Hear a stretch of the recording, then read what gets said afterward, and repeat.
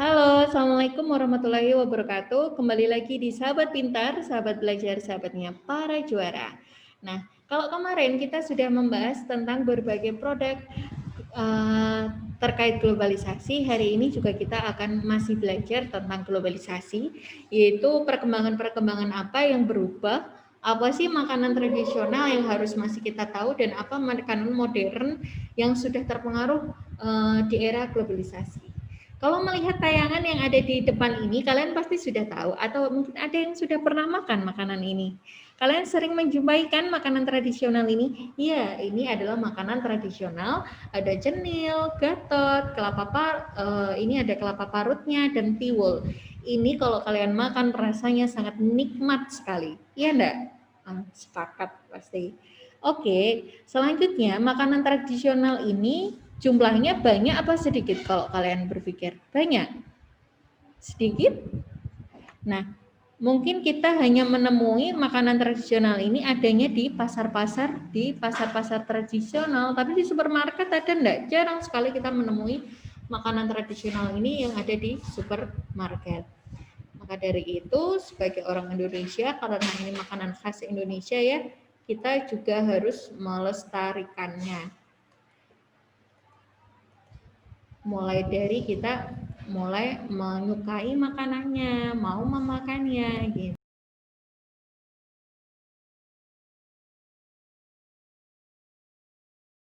Nah, next sekarang ini nih ada yang sudah pernah memakan ini. Ini adalah contoh makanan modern yang biasa kita jumpai di resto-resto. Produk ini apakah produk dari Indonesia? Ada produk asli yang dibuat dari Indonesia, tapi kebanyakan hamburger, kemudian kebab Turki, itu ya dari Turki, kemudian KFC. Nah, McD ini adalah fast food yang merupakan makanan modern, merupakan makanan-makanan yang biasanya dimakan oleh orang barat. Tapi juga mudah sekali kita temui di Indonesia. Nah, sekarang kita sampai ke fashion nih.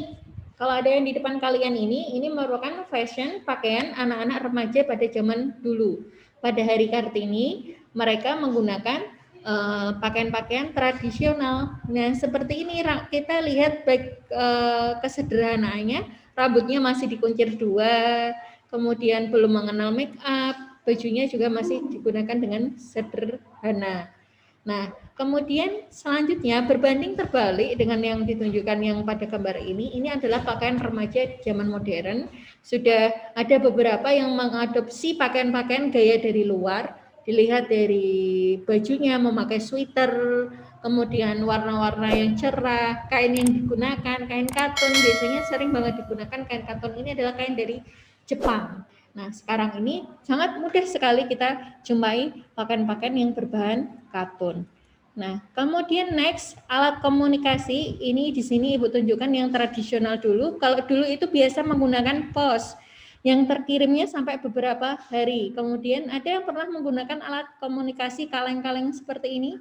Ini juga sangat asik sekali kita gunakan untuk bermain telepon-teleponan. Mungkin kalian ada yang sudah pernah menggunakan ya. Nah, kemudian selanjutnya di sini di era modern kita menggunakan telepon. Nah, telepon hitungan detik saja kita sudah bisa menyampaikan informasi yang ingin kita sampaikan. Apalagi sekarang ada WhatsApp, Facebook dan lain sebagainya. Ada smartphone ya. Kalau ini kan dicontohkan telepon rumah. Lalu apakah dengan adanya globalisasi ini dapat memberikan dampak positif dan negatif? Ada dampak positif dan negatifnya? Tentu saja ada. Nah, beberapa dampak positif dan negatif globalisasi. Yang pertama, kita lihat dulu dari dampak positifnya. Di sini ada dampak positif perubahan tata nilai dan sikap. Dengan perubahan sosial, tata nilai dan sikap masyarakat pun cenderung mengalami perubahan, yaitu dari berpikir dari arah yang tidak rasional menjadi rasional. Yang dulu artinya orang itu masih percaya yang mistis-mistis, percaya hal-hal yang masih tabu kayak gini, tapi sekarang orang-orang sekarang itu sudah mulai berpikir ke arah yang ilmiah. sudah masuk akal seperti itu dengan adanya perkembangan teknologi, informasi, dan komunikasi. Kemudian yang kedua, berkembangnya ilmu pengetahuan dan teknologi. Dengan berkembangnya ilmu pengetahuan dan teknologi, masyarakat ini menjadi lebih mudah beraktivitas dan mendorong untuk berpikir lebih maju. Yang ketiga, mempermudah komunikasi karena dengan adanya berbagai alat komunikasi seperti telepon, internet, dan lain sebagainya, komunikasi bisa dilaksanakan secara cepat dan informasi juga cepat sampai. Gitu. Kemudian dengan adanya globalisasi, kita juga bisa meningkatkan kualitas diri dengan berbagai fasilitas belajar yang bisa kita gunakan dan adopsi dari dalam maupun luar negeri dengan adanya internet, sehingga kita bisa juga belajar dengan mudah dari mana dan kapanpun juga gitu. Tapi ada beberapa dampak negatif yang harus kita waspadai. Dampak negatifnya itu apa? Kita menjadi seorang yang pola hidupnya konsumtif. Kalau tidak kita jaga, kita atur, kita ikut tergerus dalam globalisasi, ada apa sedikit kita ikuti, ada apa tren apa sedikit kita langsung ikuti.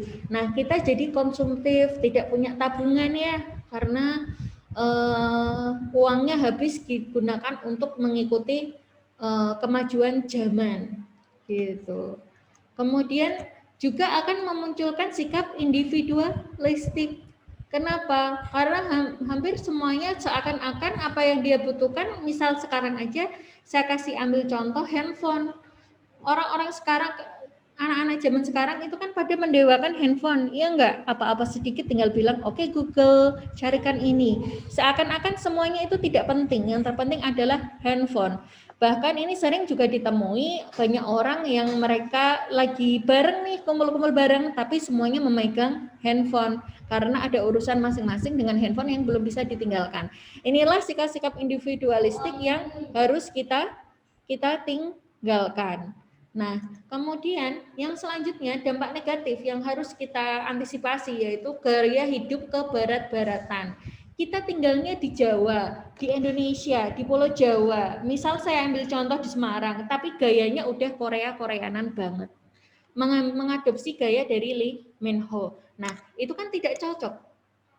Tidak cocok dengan budaya kita gitu. Kita di Jawa, kita di Semarang ya gunakan budaya-budaya yang biar tidak dianggap aneh. Kalau kita ke luar negeri, nah baru kita gunakan yang seperti Lee Min Ho atau mungkin gaya-gaya orang barat.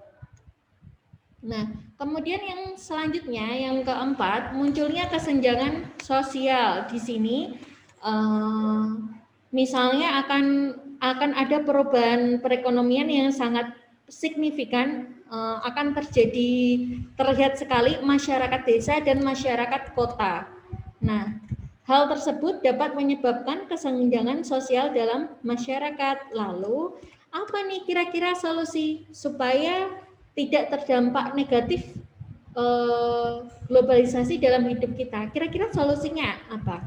Ada beberapa solusi yang kita bisa gunakan. Yang pertama, tentunya kita selalu berusaha meningkatkan keimanan dan ketakwaan kehadap Tuhan. Keimanan kita diperkuat supaya ada apapun di depan kita, kita tidak terpengaruh.